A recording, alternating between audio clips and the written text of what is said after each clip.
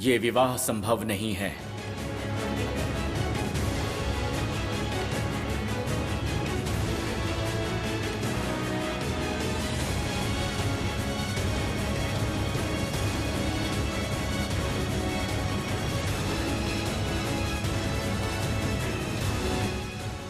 कृपा करके आप लोग कोई तैयारी मत कीजिए।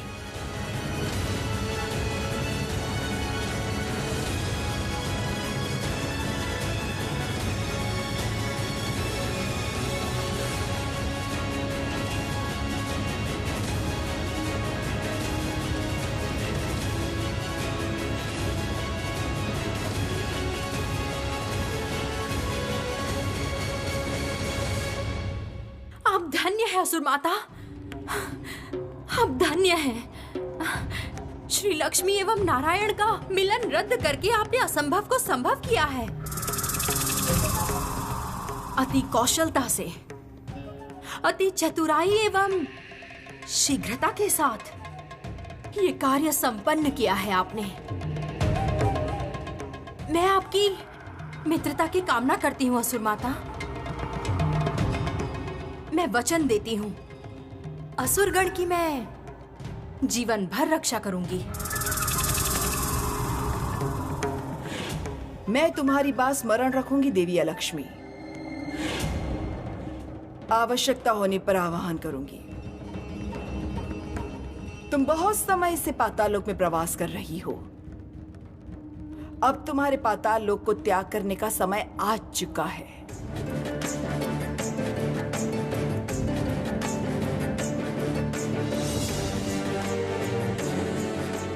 तब तक मैं नारायण के सुविचार की प्रतीक्षा करूंगी।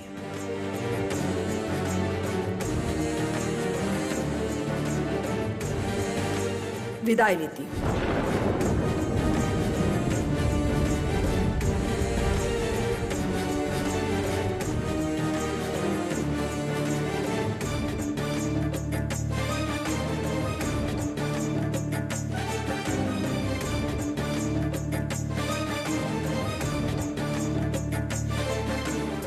देवी, इस असुर माता को अब विशेष पसंद आई हो ऐसा नहीं लगता।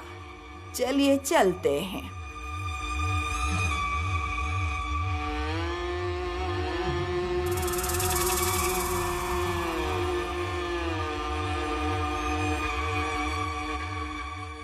पुत्रगण, पाताल लोक में दुर्भाग्य का साया पड़ा है। मुझे विश्वास है वो जल्द ही दूर होगा। अग्निपुत्र साहू पत्नी मुदिता एवं पुत्र गृहपति को प्राण वापस मिलने से पहले नारायण और श्री लक्ष्मी का मिलन नहीं होगा। पुत्रगण, तुम लोगों को धैर्य के साथ प्रतीक्षा करनी होगी। प्रतिज्ञा करो, कोई धैर्य नहीं खोएगा। जो आज्ञा माता। मैंने श्री हरि से सुविचार मांगा है। जगत पालक है वो, उन्हें सुविचार करना ही होगा। सखा, ये क्या बोल रहे हैं आप?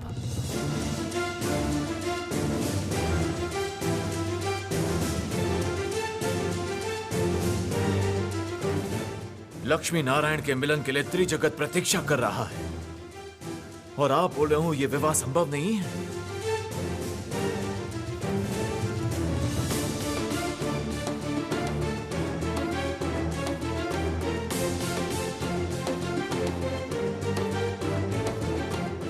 हे जगत पालक, अचानक ऐसा क्या हुआ जिससे आप स्वयं अपना वचन पालन नहीं कर पा रहे?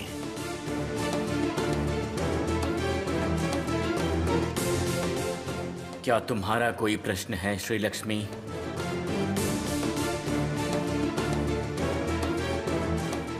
नहीं प्रभु, अगर आपको ऐसा लगता है कि ये विवाह संभव नहीं है, तब निश्चित उसका कोई तो कारण है।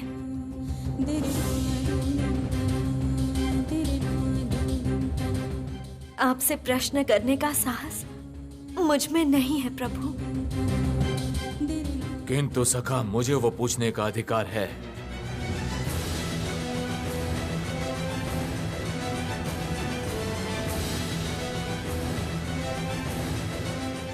कुछ समय पूर्व आपने मुझे और प्रजापति ब्रह्मा को अपने विवाह के समस्त निर्णय लेने की अनुमति दी थी। तो अचानक ऐसा क्या हो गया जिसके कारण इस विवाह के लिए आप मना कर रहे हो? उसका विशेष कारण है, हे देवाधिदेव।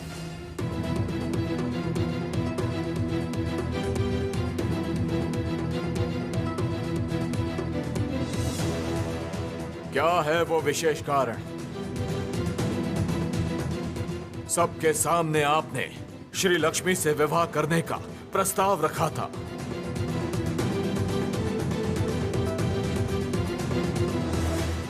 तो इसीलिए अब मना करने का कारण भी आपको सबके सामने रखना होगा।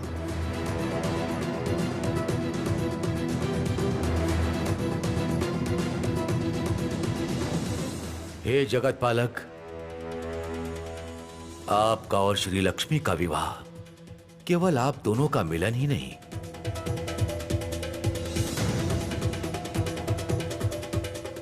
इससे त्रिलोक के कल्याण का प्रश्न जुड़ा है। देवादिदेव के प्रश्न का उत्तर दीजिए हे जगत पालक। उत्तर सुनकर आप लोग भी मेरे साथ सहमत हो जाएंगे, हे प्रजापति। श्री लक्ष्मी प्राण हरण के पाप में दोषी है।